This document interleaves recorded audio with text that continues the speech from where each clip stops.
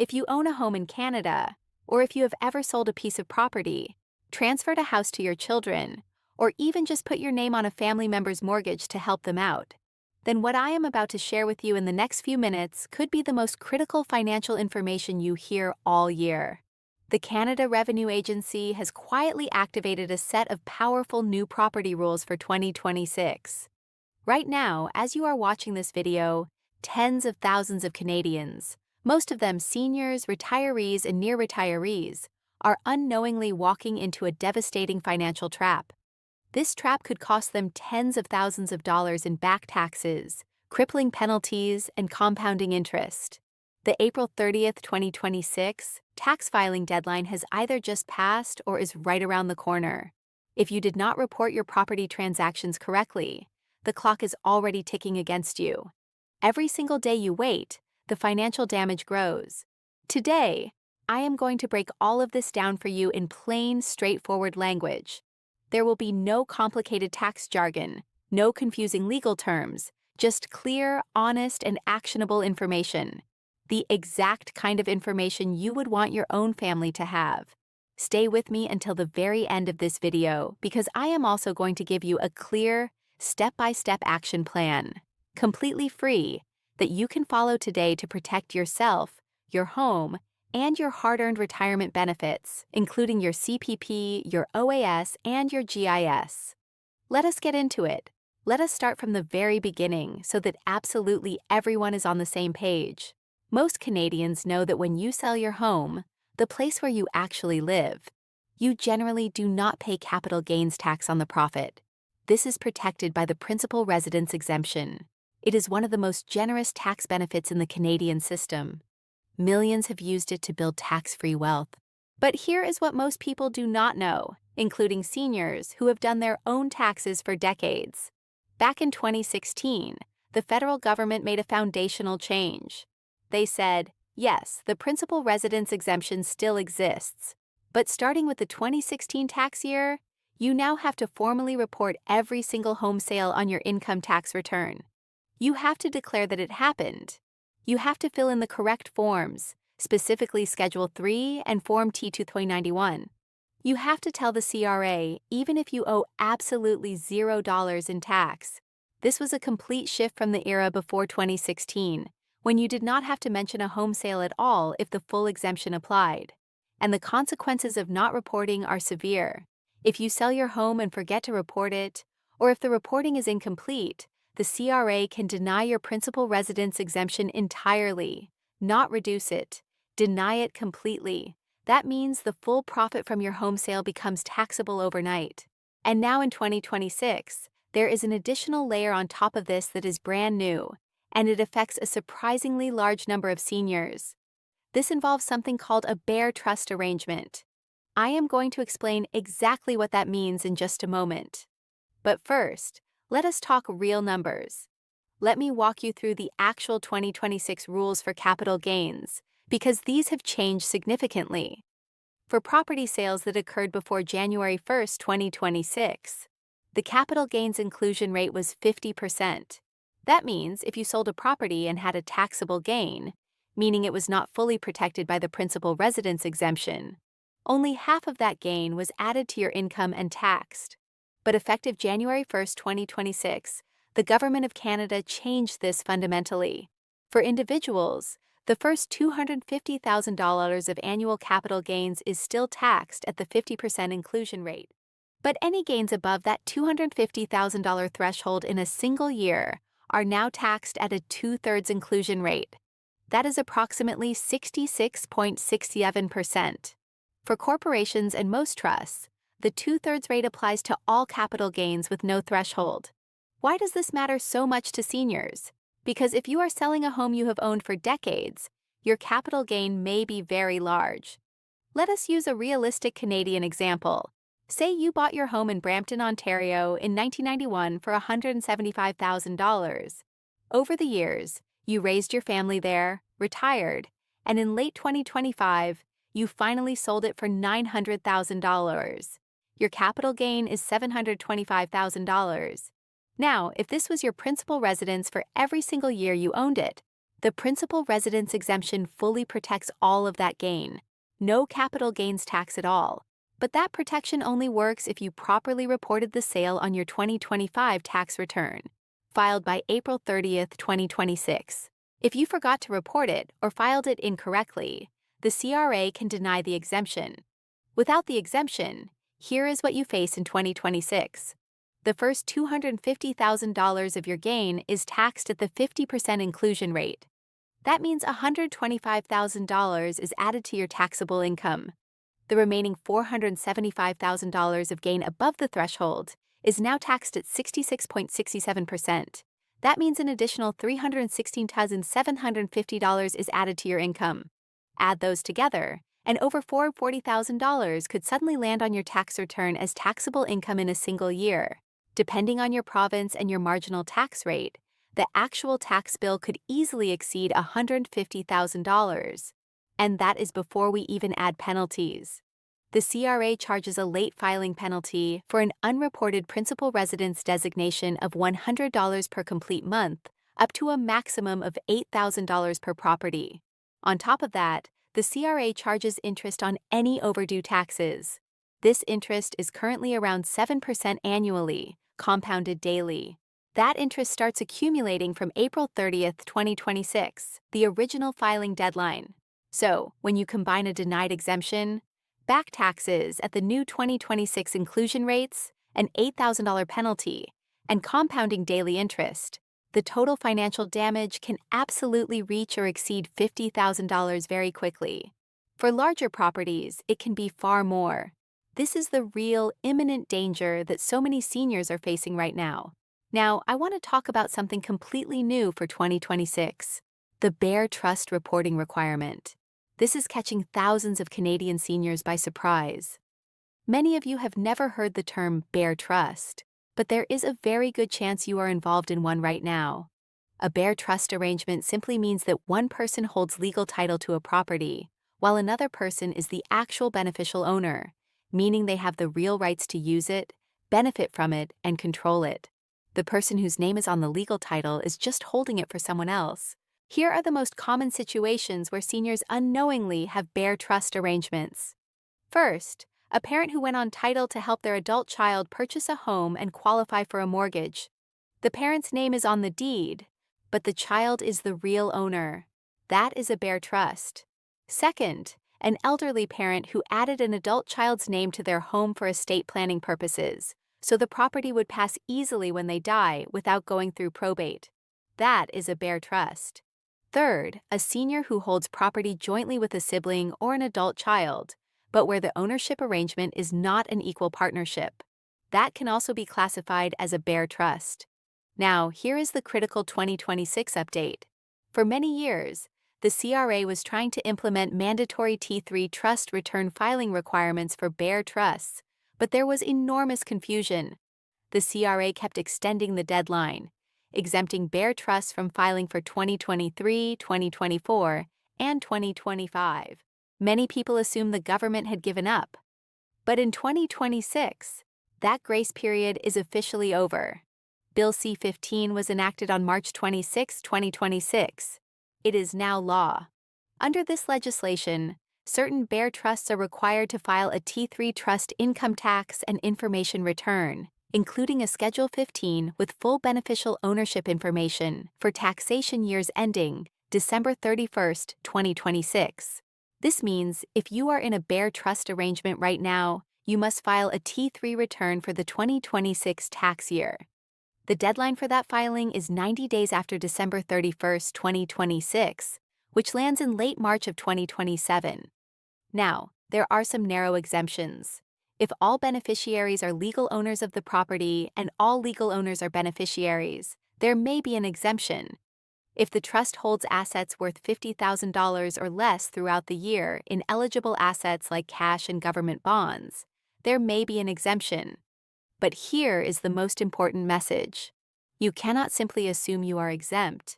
Many common arrangements that seniors have used for years, like putting an adult child on a property title for estate planning, do not automatically qualify. The non-compliance penalty for not filing a required T3 return is significant. Combined with the broader property declaration exposure, the total financial risk is very real. If your name is on someone else's property or someone else's name is on yours, you need to speak with a qualified tax professional about whether you have a bare trust obligation for the 2026 tax year. Let me share some stories based on real situations that tax professionals across Canada are seeing right now. Names and details have been changed, but the financial situations are completely real. Margaret is 73, a retired teacher, and a widow. She receives her CPP, OAS, and a small GIS top-up. In 2025, she sold the family home in London, Ontario for $860,000. She and her late husband had bought it in 1988 for $140,000, a gain of $720,000. Margaret used the same tax software she had used for years.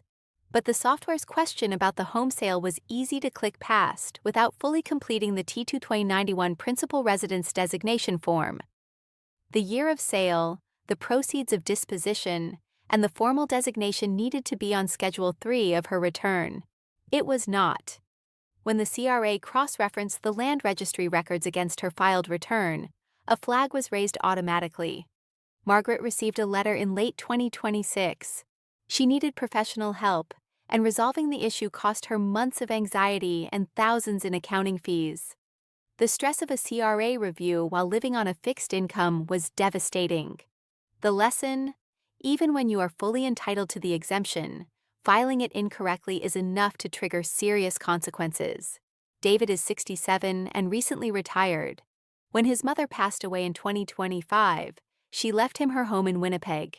David, the executor, sold the property within 7 months. What David did not know is that under the residential property flipping rule introduced in 2023, selling a residential property within 12 months of acquiring it can result in the full gain being treated as business income, not a capital gain.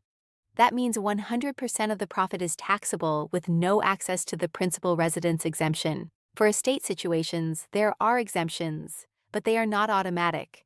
They must be properly documented. David's estate faced significant exposure because the right paperwork was not filed in time. The total tax bill was over $40,000 more than it should have been. Rose is 78 and lives in Victoria. Several years ago, she added her son Michael's name to the title of her home for estate planning purposes. Her thinking was simple: when she passes away, Michael inherits the home without probate. What Rose did not know is that this arrangement created a bare trust. Michael holds legal title alongside Rose, but Rose is the beneficial owner. Under the 2026 Bare Trust rules, this arrangement now requires a T3 trust return to be filed for the 2026 tax year.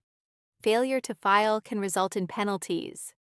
Rose's situation is shared by hundreds of thousands of Canadian seniors who made these practical estate planning decisions years ago. They are now affected by a regulatory change they had no reason to anticipate. 3 very different Canadians, but all sharing one common thread. They were following normal practices, and the tax rules changed around them without proper warning. That is exactly why you are watching this video today. Now, I want to specifically address something critically important for every senior receiving government retirement benefits: the connection between these property tax issues and your OAS and GIS payments.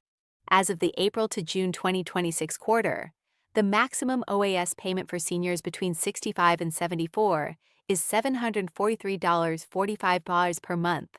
For those 75 and older, it is $817.36 per month. The maximum GIS payment for a single, widowed, or divorced senior is $1,085 per month.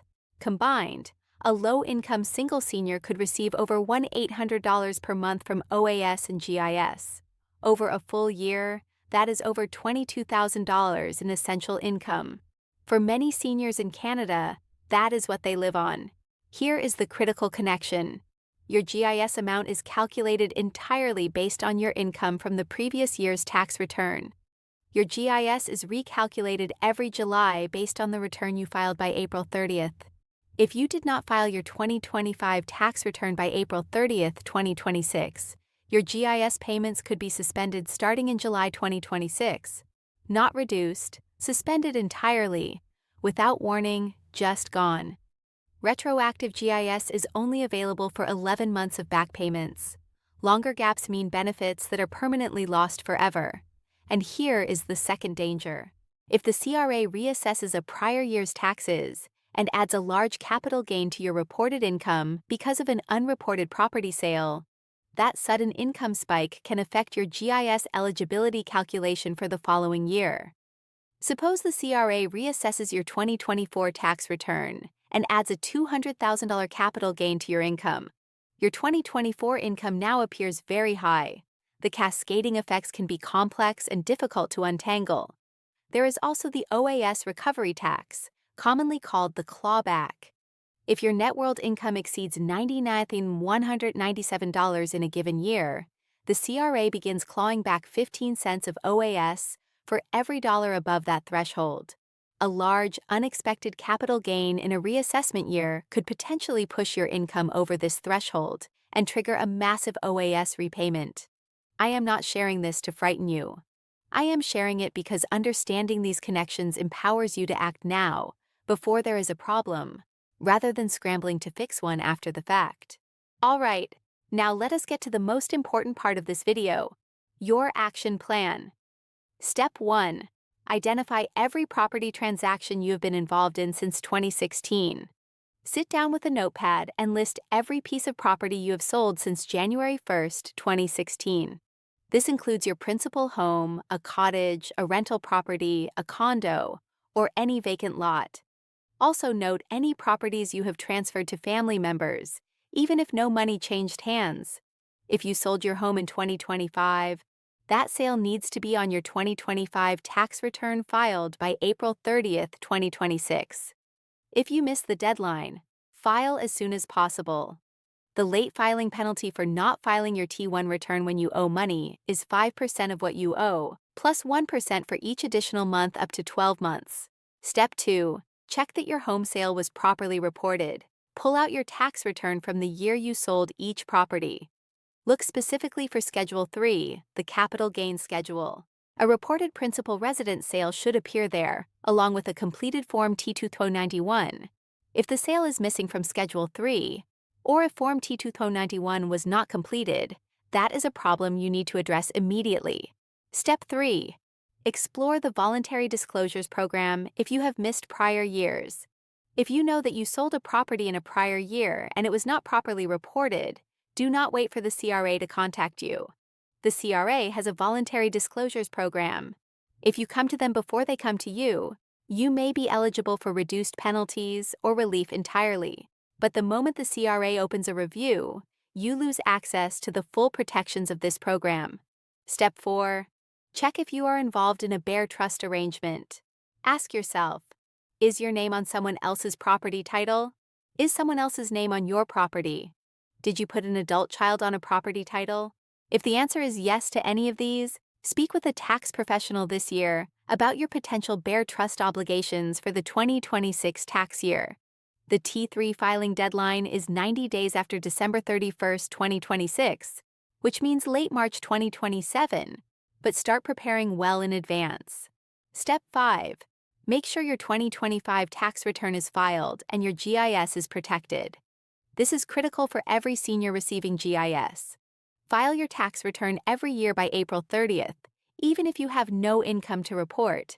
If you missed April 30th, 2026, file immediately. The Free Community Volunteer Income Tax Program, known as CVITP, offers free tax filing assistance to eligible seniors. You can find your nearest clinic on the Canada.ca website. Step 6.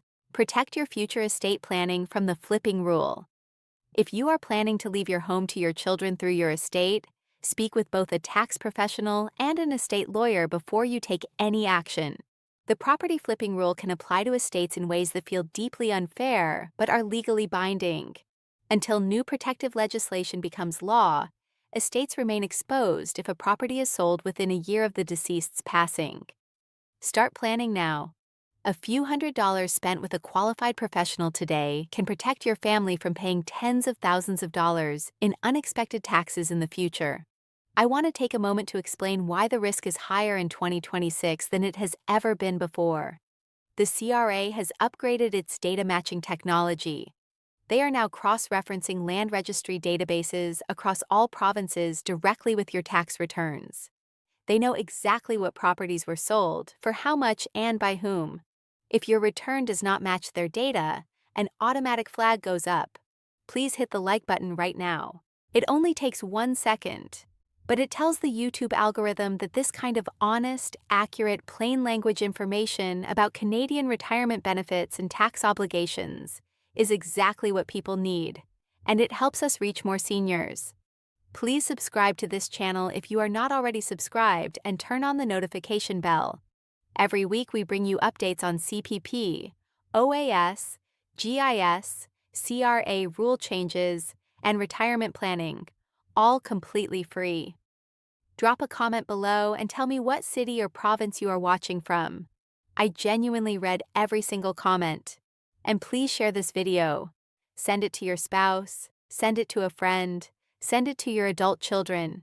You might be saving someone in your life from a very painful and very avoidable financial situation. I will see you in the next video. Take care of yourselves and take care of each other. Canada Pension Vault.